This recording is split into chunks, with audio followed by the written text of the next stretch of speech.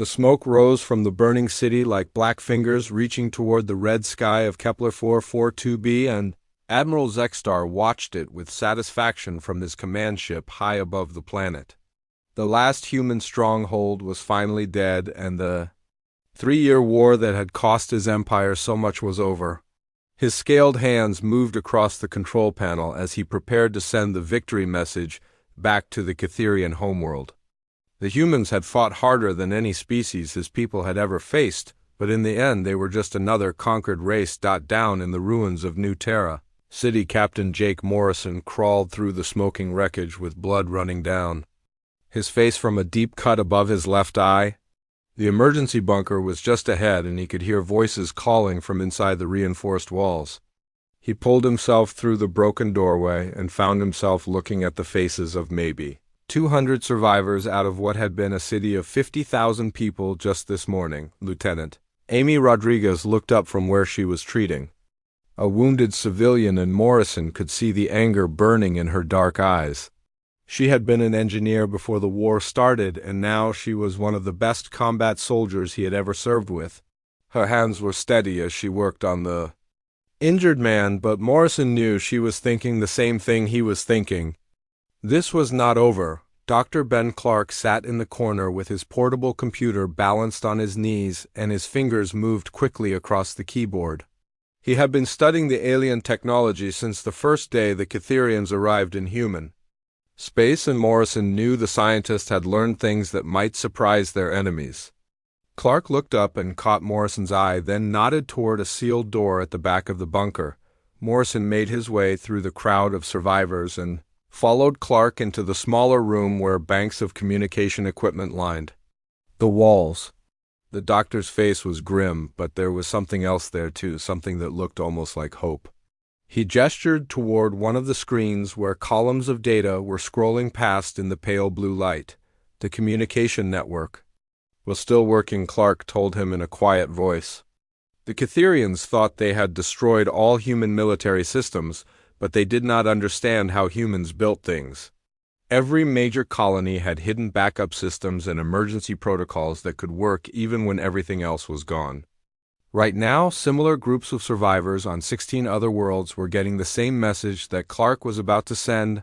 Morrison understood immediately and felt something cold and hard settling in his chest. The official human government had surrendered 6 hours ago when the Catherian fleet destroyed the last human battle group defending Earth. The aliens thought that meant the war was over because that was how wars worked in their experience. You destroyed the enemy fleet and captured their leadership, and the rest of the population accepted defeat, but humans did not work that way. Morrison thought as he watched Clark prepare the coded transmission.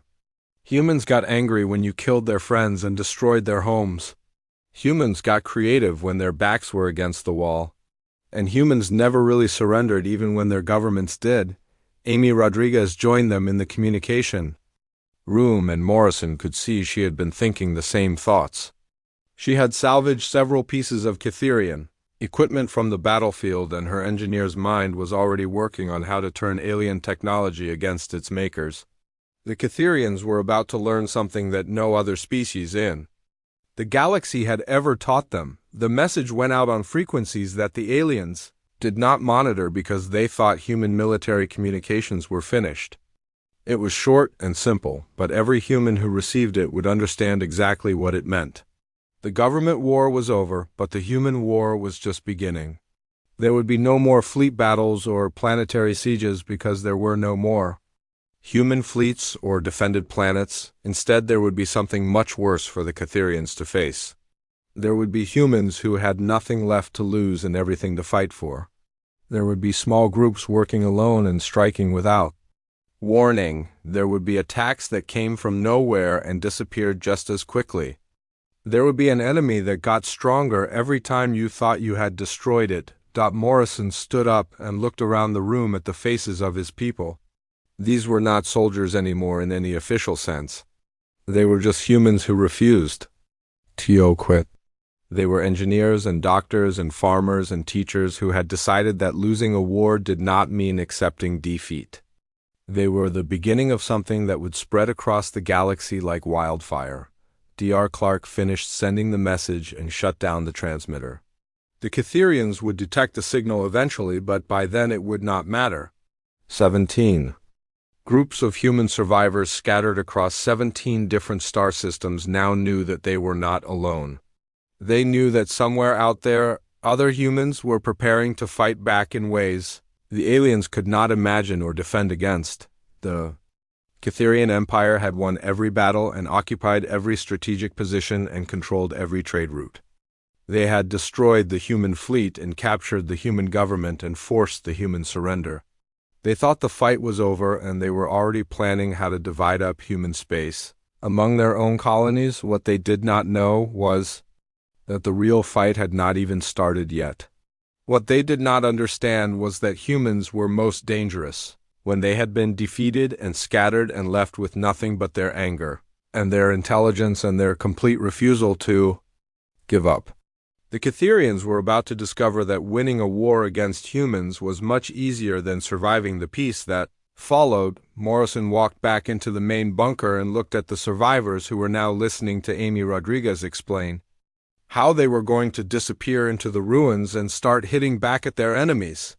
These people had lost everything they cared about in a single day, but they were not broken. They were just getting started.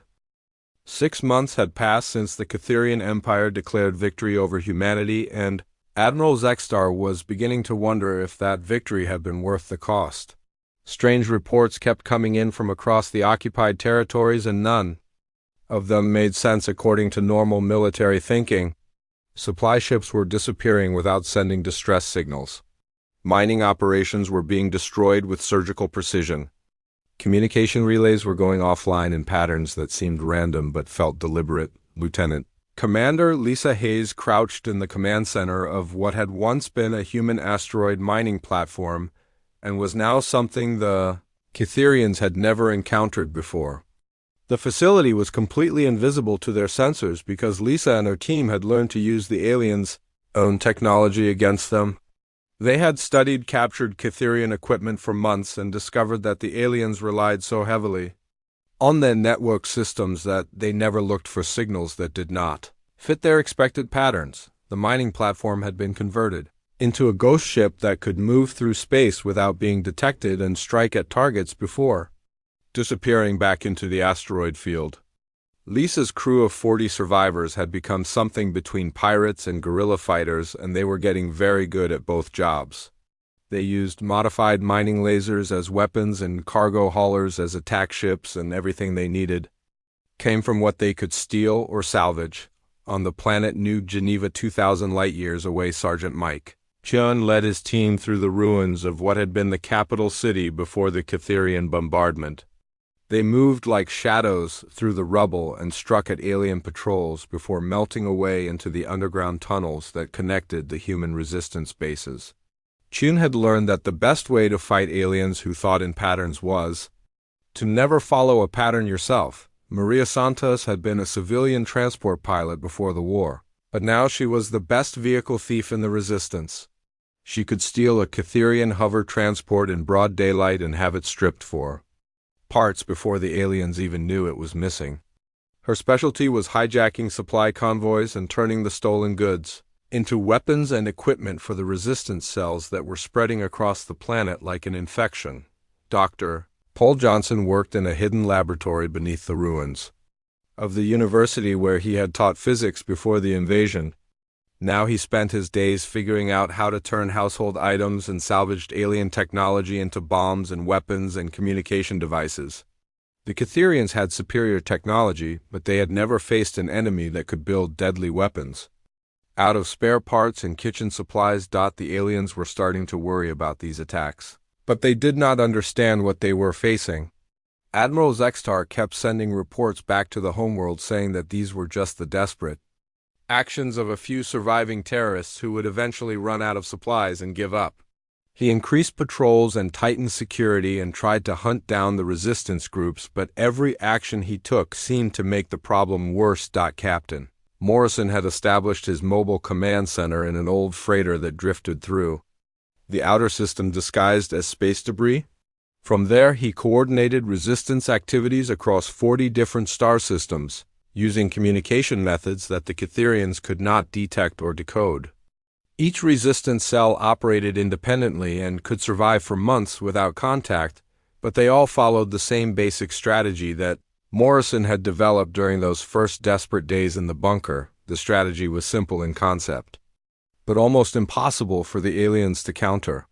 Never fight fair, never attack the same target twice, never use the same method twice, never stay in one place too long, never let the enemy predict what you will do next. Always hit them where they are weakest. Always disappear before they can respond. Always make them afraid of shadows. Lisa Hayes proved how well the strategy worked when her ghost ship intercepted a Cytherian battlecruiser that was escorting a convoy of supply ships. The aliens expected any attack to come from multiple human vessels working together like a proper military force. Instead, they faced something their training had never prepared them for. Lisa's single ship appeared out of nowhere and crippled the cruiser's engines with mining lasers before the aliens could even identify what was attacking them, while the battlecruiser struggled with engine failure and tried to call for help. Lisa's crew used modified cargo drones to board the supply ships and steal everything useful before disappearing back into the asteroid field. The entire attack took less than 20 minutes, and by the time Cytherian reinforcements arrived, there was nothing left but a damaged cruiser and empty cargo holds. The psychological effect was exactly what Morrison had hoped for. The aliens started seeing threats everywhere and jumping at shadows. They began escorting supply convoys with multiple warships, which took vessels away from other duties. They started avoiding certain shipping routes, which disrupted their own supply lines. They began questioning every sensor reading and investigating every unexplained signal. Sergeant Chun's resistance cell struck at the planetary communication center while the alien garrison was distracted by a series of false alarms that Maria Santos had triggered across the city. Dr. Johnson's improvised explosives brought down the main transmission tower and cut off Cytherian communications for 6 hours. By the time the aliens restored contact with their fleet, the resistance had vanished back into the underground tunnels. The Cytherians responded by imposing martial law and conducting house-to-house searches, but this only made more humans angry enough to join the resistance. Every innocent civilian who was detained or harassed became a potential recruit. Every family that lost someone to alien interrogation became a source of new fighters. The harder the aliens squeezed, the more humans slipped through their fingers. Admiral Zextar found himself facing a crisis he did not know how to solve.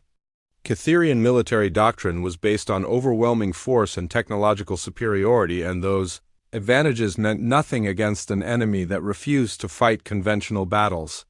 Every success against the human resistance seemed to create 2 new problems.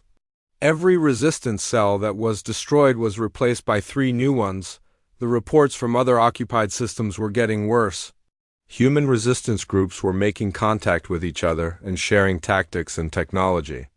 They were also reaching out to other alien species that had been conquered by the Cytherians, and some of those species were starting to wonder if the Empire was as invincible as it claimed to be. Morrison smiled as he read the latest intelligence reports in his hidden command center. The Cytherians had wanted to conquer humanity, but instead they had given humans something much more valuable. They had given them a reason to fight and the skills to win. The aliens thought they were dealing with the death throes of a defeated species, but they were actually watching the birth of something completely new. They were watching humans learn to fight like humans instead of trying to fight like everyone else. 2 years after what Cytherian records now called the human insurgency began, Commander Kate Williams stood in the center of a hidden shipyard that should not have existed. The facility was built inside the wreckage of an ancient battlefield where the hulks of destroyed starships from a war fought centuries ago provided perfect camouflage for human construction activities. Cytherian patrols passed within a few thousand kilometers of the yard every week, but their sensors saw only old metal and empty space. The ships being built here were unlike anything that had ever existed in human space before the war.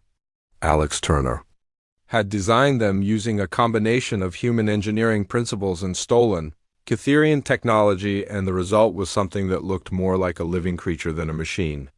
The vessels were small and fast and could operate independently. For years without returning to base, they carried just enough weapons to hurt larger ships and just enough armor to survive long enough to escape. Kate watched as the latest ship in the production line received its final systems checks from a mixed crew of human engineers and alien defectors. The Zelani were a species of peaceful traders who had been conquered by the Cytherians 2 generations ago, and they had been secretly helping human resistance groups almost from the beginning. Their knowledge of Cytherian supply routes and communication protocols had been invaluable to the insurgency. Dr. Ben Clark arrived at the shipyard, carrying a data tablet that contained the results of his latest experiments with captured Cytherian prisoners. Not all aliens supported their empire's methods, and some of the younger Cytherians had begun questioning whether conquest and domination were really the best way to achieve galactic peace.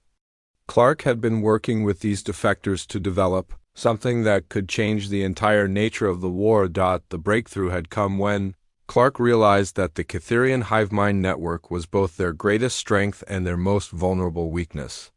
The aliens could coordinate their actions perfectly because they were all connected to the same communication system, but that same system could be turned against them if you knew how to write the right kind of computer virus.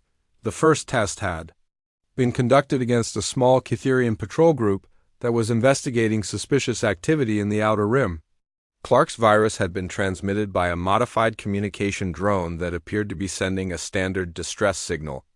When the aliens tried to decode the message, their ship computers were infected with a program that disrupted their ability to coordinate with each other or communicate with their base. The results had been devastating for the patrol group. Ships that had been moving in perfect formation suddenly found themselves unable to talk to each other or follow basic navigation protocols. Weapon systems turned on their own vessels. Engine controls responded to random inputs instead of pilot commands. The entire patrol had been destroyed by Lisa Hayes' ghost ship squadron before they could even figure out what was happening to them on New Geneva. Sergeant Mike Chun's resistance movement had grown from a few dozen survivors hiding in the ruins to a planetary liberation army that included thousands of humans and representatives from 6 different alien species. The Vorthek were warrior poets who valued honor above conquest, and they had been among the first to openly support human resistance activities. Their knowledge of Cytherian military tactics and their skill with both weapons and strategy had made them invaluable allies. Maria Santos now commanded her own squadron of hijacked Cytherian vehicles that had been modified with human weapons and armor. Her pilots were a mix of human survivors and young aliens who had grown tired of living under Imperial rule. They struck at supply convoys and communication centers and government facilities with surgical precision before disappearing into the underground tunnel network that now connected every major city on the planet. Dr. Paul Johnson had moved his laboratory operation to a facility hidden beneath the Cytherian Administrative Center, where he worked with alien scientists who had joined the resistance. Together, they were developing new weapons and communication systems that combined the best of human creativity with advanced alien technology. Their latest creation was a device that could make human fighters invisible to Cytherian sensors while allowing them to see alien forces with perfect clarity. Admiral Zexstar found himself facing a situation that had no precedent in Cytherian military history. The Empire had never fought an enemy that seemed to get stronger every time it was defeated. Traditional military doctrine called for destroying enemy leadership and capturing strategic positions, but the humans had no central leadership to destroy and treated every position as expendable. Worse than the military situation was the political crisis that was developing within the Empire itself. Other conquered species were watching human resistance activities, and some of them were beginning to ask uncomfortable questions about Cytherian rule. The Vorthak had already declared their support for human independence, and several other species were making similar noises. Captain Morrison had moved his coordination center to a new location every few weeks for the past 2 years, but now he was ready to establish something more permanent. The resistance had grown beyond anything he had imagined when he sent out that first coded message from the bunker on Kepler 442b. What had started as a few hundred survivors scattered across 17 worlds had become a galactic network that included millions of humans and thousands of aliens from dozens of different species. The network operated on principles that were uniquely human but had proven surprisingly effective when applied to galactic warfare. Every cell was independent and could operate without contact with other groups. Every fighter was encouraged to think creatively and adapt to changing situations. Every mission was planned with multiple backup options and escape routes. Every success was immediately shared with other cells so that effective tactics could spread throughout the network. Morrison had learned that humans were not the only species in the galaxy that valued individual freedom over collective security. The Catherians had conquered dozens of worlds over the centuries, but they had always faced conventional resistance that could be defeated through superior firepower and technology. They had never encountered an enemy that fought like chaos but achieved perfect strategic coordination. The virus that Dr. Clark had developed was now being deployed against Catherian forces throughout the occupied territories. Ships that had been invincible just months ago were suddenly vulnerable to attack by much smaller human vessels. Communication networks that had been perfectly secure were now compromised on a regular basis. Supply lines that had operated smoothly for years were being disrupted by coordinated attacks that seemed to come from everywhere. At once, Kate Williams launched her latest squadron of ghost ships with orders to test the new viral weapons against a major Catherian base in the Centauri system. Alex Turner's ship designs had proven themselves in dozens of smaller engagements, but this would be their first test against a heavily defended target. If the attack succeeded, it would prove that human technology had evolved to the point where they could challenge alien forces on equal terms. The Catherian Empire had ruled the galaxy for 3 centuries through a combination of superior technology and perfect military coordination. They had never lost a major war, and they had never faced serious internal dissent. Now they were discovering that their greatest strengths could become fatal weaknesses when turned against them by an enemy that refused to fight by conventional rules. The Catherian Empire that had ruled the galaxy unopposed for 300 years suddenly found itself fighting on 17 different fronts and losing ground on most of them. What had begun as a human insurgency had evolved into something much larger and more dangerous. Admiral Sarah Cross stood on the bridge of her flagship Phoenix Rising and watched the mixed fleet that surrounded her ship prepare for the most important battle in galactic history. Her fleet included vessels from 6 different species and crews that spoke 12 different languages, but they all understood the mission. The Nexus was a crucial hyperspace junction that controlled access to the Catherian core worlds, and losing it would cut off the Empire's ability to reinforce their outer territories. The aliens had positioned their most powerful fleet to defend the junction because they knew that any attack would have to come through this bottleneck. Navigation. Officer Tom Bradley worked at his station plotting courses for the thousands of small ships that would participate in the assault. He had been a cargo pilot before the war, but 3 years of fighting had taught him things about space navigation that no civilian training could provide.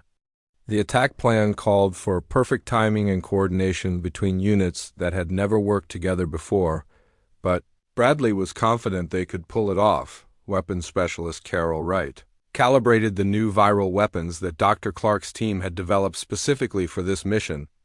The latest version of the computer virus could not only disrupt Catherian communications, but could actually turn their weapon systems against each other. If the virus worked as planned, the alien fleet would destroy itself while the human alliance forces watched from a safe distance. The Phoenix Rising itself was a symbol of everything the Resistance had accomplished. The ship had been built from the wreckage of 3 different human destroyers and upgraded with technology stolen from a dozen alien species. Her crew included not just humans, but also Zelani engineers who understood Catherian systems better than their builders, and Vorthic warriors who brought centuries of military experience to the fight. Admiral Cross had been a junior officer aboard a patrol ship when the war began, but 3 years of constant fighting had taught her lessons that no military academy could provide. She had learned that the key to defeating a superior enemy was not to fight them on their terms, but to force them to fight on yours. The Catherians expected a conventional assault by massed fleets, but they were about to face something completely different. Commander Kate Williams led the Ghost Ship division that would strike at the Empire's supply lines while the main battle was taking place. Her ships were invisible to Catherian sensors and could appear anywhere without warning. The plan called for her forces to hit every supply depot and communication relay within 100 light-years of the Nexus while Sarah Cross engaged the main alien fleet. The attack began at exactly the moment when Catherian sensor networks were rotating through their daily maintenance cycle. Thousands of small ships appeared out of hyperspace simultaneously and began transmitting Dr. Clark's virus on every frequency the aliens used for military communications. The Catherian fleet found their coordination systems failing just as they were trying to respond to attacks coming from every direction. The virus worked even better than Clark had hoped. Catherian battleships that had been moving in perfect formation suddenly began firing on their own escorts. Communication networks that had operated flawlessly for centuries collapsed into chaos as infected systems spread the virus to every ship they contacted. The aliens' greatest strength had become their greatest vulnerability. Sarah Cross watched from the Phoenix Rising as the enemy fleet tore itself apart without her forces having to fire a single shot.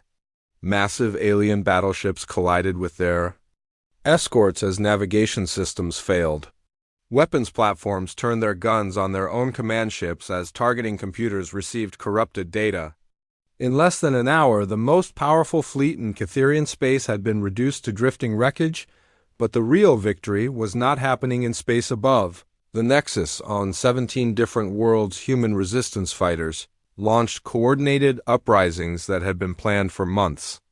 Maria Santos led her squadron in an assault on the Catherian Administrative Center on New Geneva, while Dr. Paul Johnson's explosive devices brought down the main communication tower. Sergeant Mike Chun coordinated attacks on alien military bases. Across 3 continents, the Catherians had always been able to suppress local rebellions, because they could concentrate their forces wherever resistance appeared. But when resistance appeared everywhere at the same time, their military advantages became meaningless.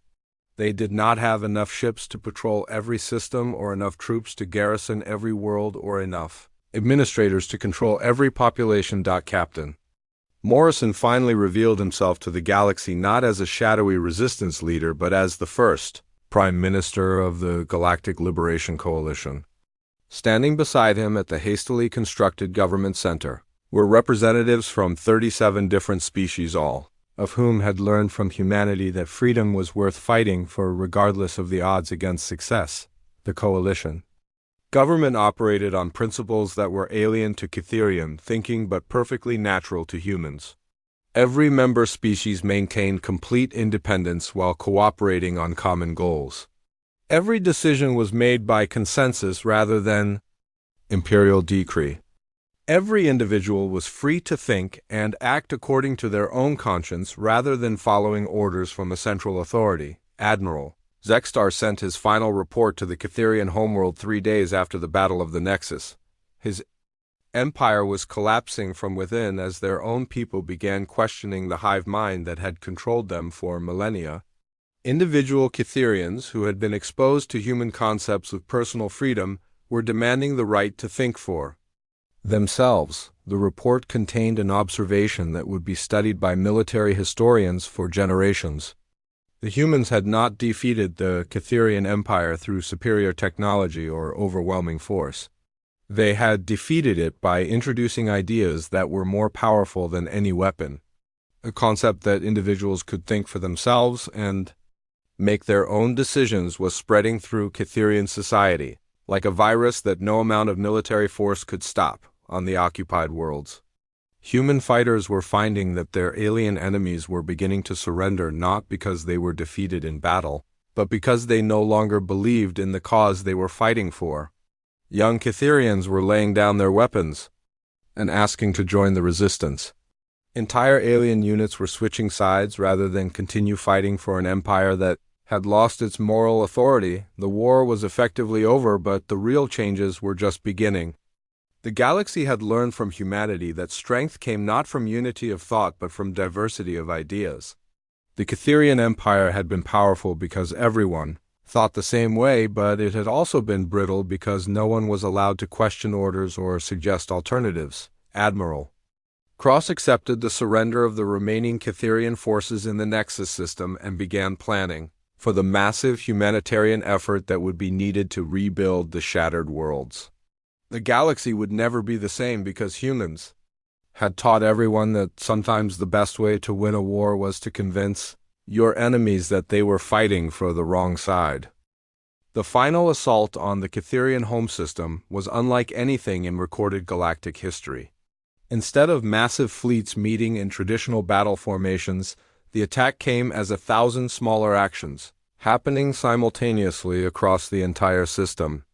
Admiral Sarah Cross commanded the operation, but she was not the only leader making decisions because the human way of war had taught the galaxy that every individual fighter was capable of independent thought and action. Every ship captain in the Liberation Fleet had been given broad objectives rather than specific orders and told to adapt their tactics to whatever situation they encountered. Every squad leader on every assault team was empowered to change the mission plan if they found a better way to achieve their goals. Every individual soldier understood that victory depended not on following orders blindly, but on thinking creatively and responding to changing circumstances. The Cytherians had prepared for the kind of coordinated assault that had characterized warfare for centuries, but they found themselves facing something their military doctrine had no answer for. They could not predict what the Liberation Forces would do because the Liberation Forces themselves did not know what they would do until they encountered specific situations that required specific responses. Captain Morrison stood in the command center of the Coalition flagship and watched as reports came in from across the Cytherian home system. The defense networks were failing not because they were being overwhelmed by superior firepower, but because they could not adapt to an enemy that changed tactics faster than the defenders could respond. Human military thinking had infected the entire Liberation Fleet. Commander Kate Williams led her Ghost Ship squadron in a series of lightning strikes against orbital defense platforms that had been designed to withstand massive bombardments from conventional fleets. Instead of trying to destroy the platforms, Williams' ships simply disabled their targeting computers and communication systems before disappearing back into the asteroid field that surrounded the Cytherian homeworld. The platforms found themselves unable to coordinate their defensive fire or even identify what was attacking them. By the time their crews had manually restored basic functions, the ghost ships had moved on to their next targets. Within 6 hours, the entire orbital defense network had been rendered useless without a single platform being completely destroyed. On the surface of the Cytherian homeworld, something even more remarkable was happening. The planet's population was not resisting the Liberation Forces, because they had learned from human prisoners and defectors that individual freedom was more valuable than collective security. Cytherian civilians were actually helping Coalition forces locate military installations and government centers. Dr. Ben Clark worked with a team of Cytherian scientists who had voluntarily joined the liberation effort to disable the planetary communication grid that had controlled their society for generations. The hive mind network that had made the Empire so powerful was being dismantled from within by the very people it had been designed to control. The most important battle was not being fought with weapons, but with ideas, human concepts of personal liberty and individual responsibility were spreading through Cytherian society faster than any military force could advance. Citizens who had never questioned orders in their entire lives were suddenly demanding explanations for government policies and military actions. Admiral Zextar found himself commanding forces that were collapsing from within as individual officers began making independent decisions rather than following the central command structure. His own bridge crew was asking questions about the morality of the war and the legitimacy of imperial authority. The hive mind that had made Catherian coordination perfect was breaking down as people learned to think for themselves. The admiral sent one final message to his government before ordering his remaining ships to surrender. He told them that the empire had not been defeated by superior technology or overwhelming numbers, but by ideas that were more powerful than any weapon ever created. The humans had taught the galaxy that sometimes war was not about destroying your enemy, but about convincing them that they were fighting for the wrong cause. Maria Santos led her mixed squadron of human and alien pilots in the final assault on the Imperial Palace, where the Catherian government had retreated in a desperate attempt to maintain control. But the palace guards laid down their weapons rather than fire on their own people, who were demanding the right to choose their own leaders and determine their own future. Dr. Paul Johnson worked with coalition engineers to establish communication networks that would allow the new government to function without the authoritarian control systems that had characterized the old empire. The technology existed to maintain the benefits of galactic civilization while preserving the individual freedoms that humans had died to protect. Sergeant Mike Chin found himself accepting the surrender of Catherian military units whose commanders had decided that continuing to fight was pointless when their own soldiers no longer believed in the cause. The war was ending not with massive battles and terrible casualties, but with former enemies choosing to work together toward a common goal of freedom and prosperity. The Galactic Liberation Coalition that emerged from the ashes of the Catherian Empire operated on principles that would have seemed impossible before humans introduced them to galactic civilization. Every member world maintained complete independence while cooperating on issues of mutual concern. Every citizen was free to think and speak and act according to their own conscience. Every leader was accountable to the people they served rather than to distant imperial authorities. Captain Morrison was elected as the first president of the new galactic government in an election, where every citizen of every member world was allowed to vote regardless of their species or homeworld. The campaign was based on ideas rather than military force, and Morrison won because voters believed he understood the human principle that government should serve the people rather than the other way around. The former, Admiral Zexstar, became one of Morrison's closest advisors because his experience with imperial administration was valuable in dismantling the old system and building something better. In his memoirs, he wrote that defeating humans had been impossible, not because they were better fighters, but because they had better ideas about what life should be like for ordinary people. The galaxy learned from the human example that diversity of thought was stronger than unity of purpose. The Catherian Empire had been powerful because everyone thought the same way, but it had also been vulnerable because no one was allowed to question assumptions or suggest improvements.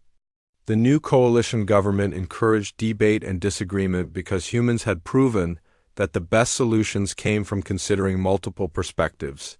Years later, when historians studied the fall of the Catherian Empire, they concluded that the humans had won not by being better warriors, but by being better teachers.